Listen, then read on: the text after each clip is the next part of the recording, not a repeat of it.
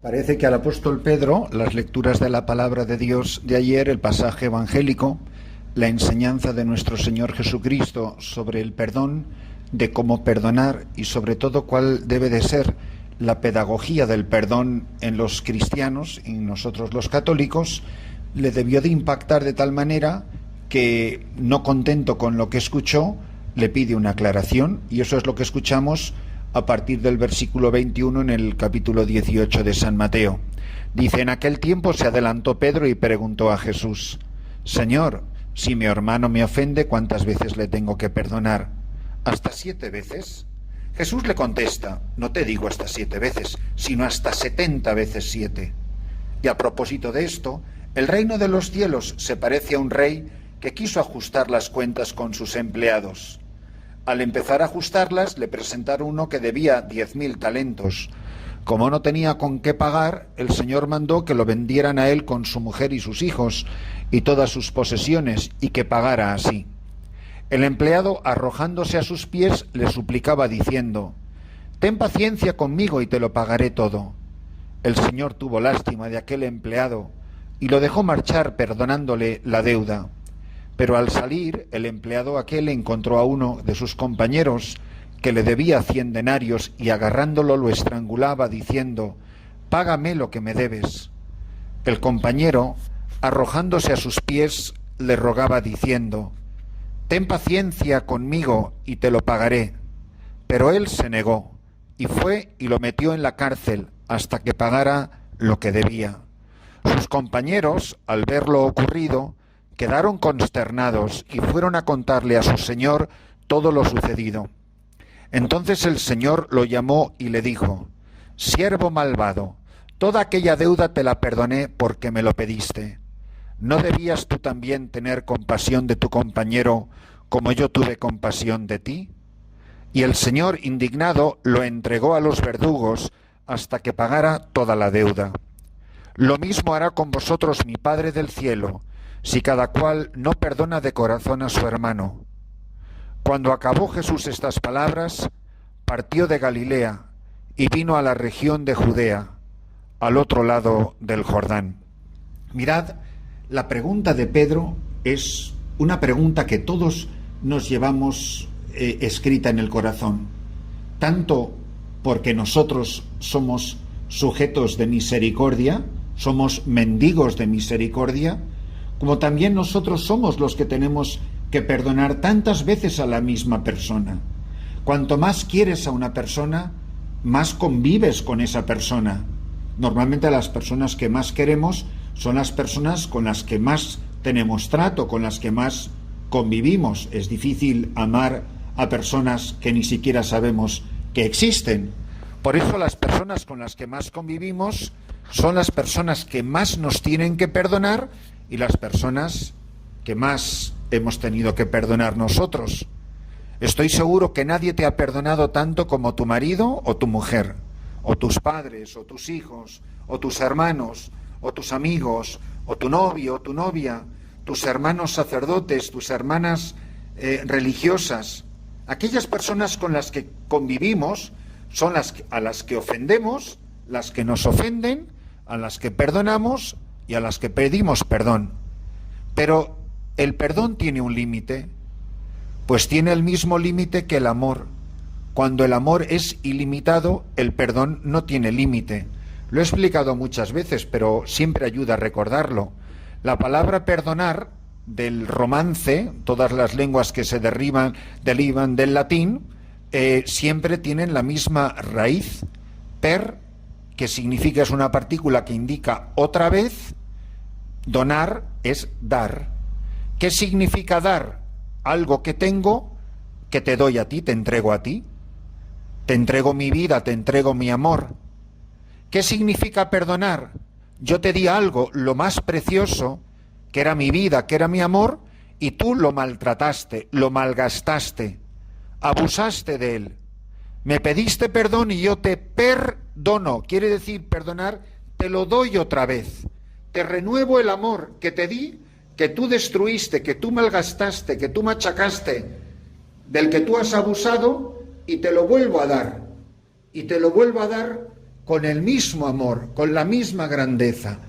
Te restauro. Literalmente hablando, la única persona que puede perdonar de verdad es Dios, porque en el fondo perdonar significa recrear, y Dios es el único que puede crear, es el creador y es el único recreador. Recrear significa, perdonar significa crear otra vez, restaurar a su belleza original el don que se ha recibido y que nosotros hemos maltratado. Pero a lo que llama la atención Jesús aquí, en este pasaje del Evangelio, es las personas que piden perdón, pero no están dispuestos a perdonar. Y pone el ejemplo de aquel que debe al rey una cantidad exorbitante. Yo no alcanzo a saber en qué categorías se traducen 10.000 talentos, pero tiene pinta de ser una cantidad bastante considerable, y la cantidad que le debe el amigo al que es perdonado por el rey, pues parece una cantidad insignificante. Y ya dice la palabra que es una cantidad insignificante, una minucia. Y eso produce escándalo. Por eso, ver a una persona confesarse y luego ser incapaz de perdonar es una completa incoherencia. Hay personas que van a confesarse dándose muchísimos golpes de pecho, pero que podemos ser nosotros mismos los sacerdotes, ojo. Y sin embargo, luego, ¿cuánto a esa persona que ha pedido perdón supuestamente arrepentido de rodillas en el confesionario, no está dispuesto a perdonar al hermano, a la persona que pasa a su lado? Y esto el Señor dice que no lo tolera, que su perdón a nosotros está supeditado a nuestro perdón a nuestros hermanos. Por eso, queridos amigos, queridos hermanos, esto que tanto le impacta al apóstol, tanto es así que el mismo Pedro le pide una aclaración a Jesús, cuando le dice 7 veces, le dice 70 veces 7, Jesús le está diciendo, obviamente, puesto que bien sabéis que en la Biblia el número de 7 es un número de perfección, de totalidad, indica siempre, sin límites. Y la palabra que dice el siervo al rey es la palabra que decimos todos a Dios y que nos decimos unos a otros. Ten paciencia conmigo, ten paciencia conmigo. Y esto es lo que nosotros le pedimos a Dios, que tenga paciencia con nosotros, que sea misericordioso con nosotros. En esto muestra Dios su omnipotencia. Por eso es verdad que Dios muestra su infinito poder cuando crea todo de la nada, cuando ha creado el sol y el cielo y las estrellas, los océanos, el firmamento, las galaxias, las flores, la vida, los animales, al ser humano a su imagen y semejanza. Pero muchísimo más omnipotente es el Señor cuando recrea la obra de sus manos.